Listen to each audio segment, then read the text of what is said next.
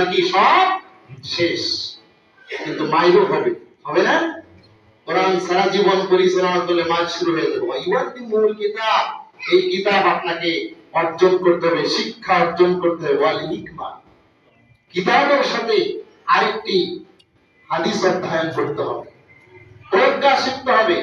আমরা রাসূলকে ভালোবাসি কেমন? জন্মদিন আসবে, ইয়া নবী সালাম আলাইকা, একে গরম গরম দিলাম, আছে না? কথা বলেন, আছে না নাই? আছে। কিন্তু রাসূলের যে হাদিস পড়বো, জ্ঞান অর্জন করে, এগুলো নাই কি আছে? ক্লিয়ার? মানে কোরআনে নেই, আর তো হাদিস তো অনেক দূরের কথা। বলছে যে ওয়াইউআল্লিমুল কিতাব ওয়াল হিকমা, হাদিসটা পড়তে হবে।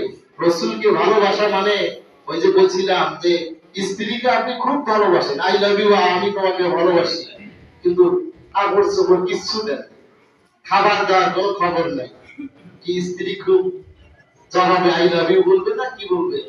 ওই গোলামের বেটা গোলাম বলবে না, বলবে তুমি আই লাভ ইউ বলো, ভালোবাসো, ঠিক আছে, খাবার তো দাও।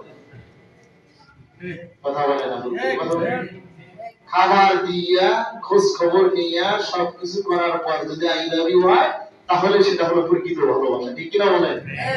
রাসূলকে ভালোবাসা, ইয়া নবী সাল্লাল্লাহু আলাইহি ওয়া সাল্লাম, রাসূলের কোনো খোঁজ খবর নাই, রাসূলের পারিবারিক নীতির খবর নাই, সমাজ নীতির খবর নাই, রাষ্ট্রপ্রধান যে দেশ পরিচালনা করেছে, কোরআনের কথা বলে তো বাবা রাজনীতির কথা বলে না, বলে যে মুসলমান, ভালো করে কথা বলেন, যে মুসলমান ইসলামিক রাজনীতিকে অস্বীকার করে, মুসলমানই নয়, কথা বলে।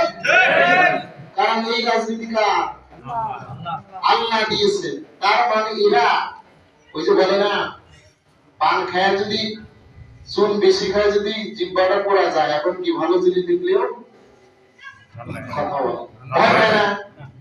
এখন বাচ্চাদের এই কুসংস্কারপূর্ণ রাজনীতি করে মানুষ মনে করে যে রাজনীতি মানেই মনে করে মারিং কাটিং, চাঁদাবাজি, বাটপারি করো, এরকম, তাই না?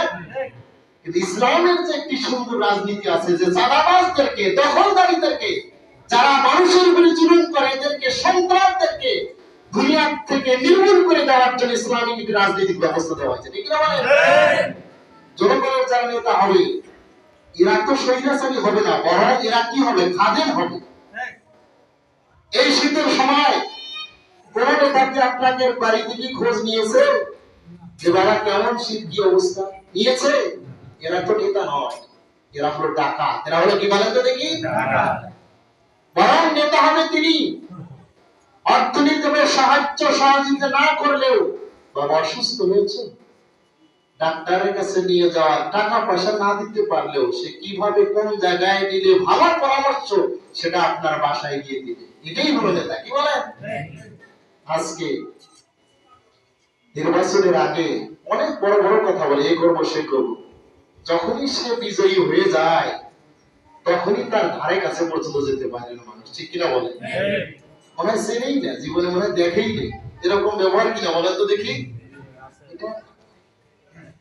যার কারণে দেশের যারা নেতা হয়, কোরআনের বিরুদ্ধে হওয়ার কারণে তাদের যে কত প্রকার বডিগার্ড, কি বলে?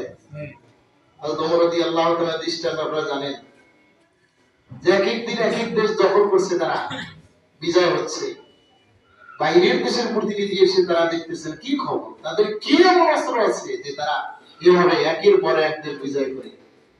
প্রতিনিধি এসে খোঁজ খবর নেওয়ার জন্য।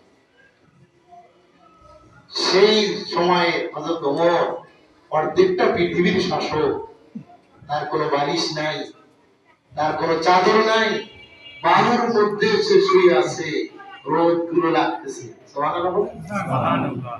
পাহারা দেওয়ার কোনো দরকার আছে? দেশের সমস্ত মানুষদেরকে সে হক আদায় করেছে, দেশের সমস্ত মানুষ তার পাহারা দেওয়ার দায়িত্ব নিয়েছে, সুবহানাল্লাহ। আর এখন পার্টি নেতা হলেও তার পিছনে কত প্রকার দেওয়ানিগিরি, কত প্রকার পার্টি চামচা থাকে, থাকে কিনা বলেন তো? এই সমস্ত নেতা খেতা আমরা চাই না, কথা বলেন। এই সমস্ত নেতা বাটপার, চোর, ডাকাত, যারা ঘাট দখল, মাঠ দখল, বাজার দখল করে, এই সমস্ত নেতা আমরা চাই না। আমরা ভালো নেতা চাই, কোরআনের পথে যারা ডাকবে তাদের পিছনে আমরা থাকতে চাই। তা পারবো তো ইনশাআল্লাহ, ইনশাআল্লাহ। তৌফিক দান করুন। পরে একটু বলেছে যে যারা কোরআন পড়বে না, কোরআনটা শুনবে না, কোরআন দিয়ে নিজেকে পরিশুদ্ধ করবে না, কোরআন শিখবে না, হাদিসটা পড়বে না, হিকমা শিখবে না, এরা স্পষ্ট গোমরাহিতে আছে। কিসে আছে? গোমরাহি। এখন বলেন কথাটা কার? আরেকটু জোরে বলেন কার? তাহলে গোমরাহিতে যারা থাকবে তারা কি জান্নাত পাবে? কোথায় যাবে? এই জন্য গোমরাহি থেকে যদি দূরে থাকতে চাই তাহলে নিজে এবং আগামী প্রজন্মকে, আগামী জাতিকে আমরা কোরআনমুখী করতে চাই। কি বলেন? পারবো কিনা বলেন? কোরআনের দাওয়াত, কোরআনের আদর্শ সকলের ঘরে ঘরে পৌঁছায় দিতে হবে। পারবো কিনা ইনশাআল্লাহ বলেন? ইনশাআল্লাহ। এই যে পারবেন কাজ ছেড়ে দেন। আল্লাহ তাআলা কবুল করুন। আমিন। আগামী দিন কোরআনের দিন, আগামী দিন কোরআনের দিন, আগামী দিন মুসলমানদের দিন। বলেন আগামী দিনে কোন চোর বাটপার চান্দাবাজদেরকে আমরা চাই না। কথা বলেন।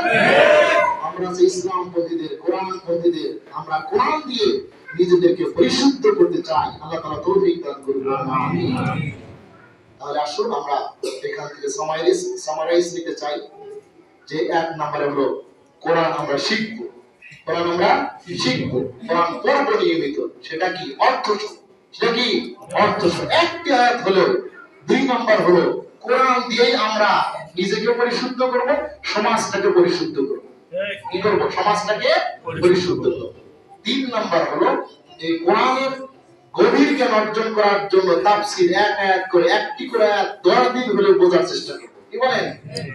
তারপরে চতুর্থ যে বিষয়টা হলো সহিহ হাদিসগুলো